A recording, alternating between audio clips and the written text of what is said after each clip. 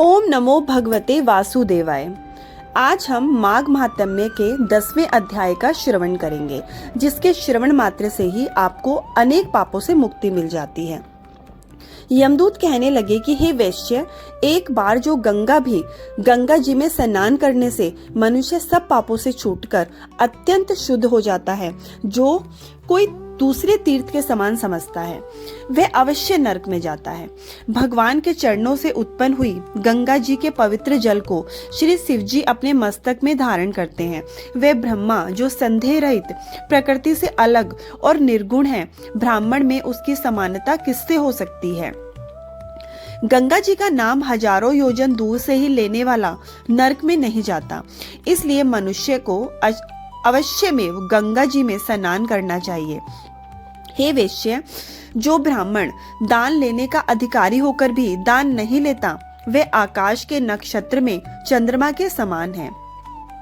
जो कीचड़ से गौ को निकालता है, जो रोगी की रक्षा करता है, या जो गौशाला में मरते हैं, वे आकाश में तारागण होते हैं। प्राणायाम करने वाले मनुष्य सदैव उत्तम गति को प्राप्त होते हैं। प्रातः समय स्नान के पश्चात जो 16 प्राणायाम करते हैं, वह घोर पापों से बच जाते हैं। जो पराई स्त्री को माता समान मानते हैं, वह यम की यातना को नहीं भोगते।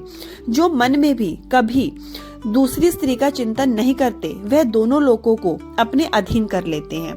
जो पराये धन को मिट्टी के समान समझता है, वह स्वर्ग में जाता है। जिसने क्रोध को जीत लिया, मानो उसने स्वर्ग को ही जीत लिया। जो माता पिता की सेवा देवता तुल्य करता है, वह यमद्वार नहीं देखता। जो गुरु की सेवा करते हैं, वे ब्रह्मलोक को प्राप्त होते हैं। शील की रक्षा करने वाला स्त्री धन्य है। शील भंग करने वाली यमलोक जाती है। जो वेदों और शास्त्रों को पढ़ते हैं, या पुराण और संहिता पढ़ते हैं और सुनते हैं, जो स्मृति का व्याख्यान और धर्मशास्त्र समझते हैं, या जो वेदांत में लीन रहते हैं, वे पाप रहित होकर ब्रह्मलोक को प्राप्त होते हैं।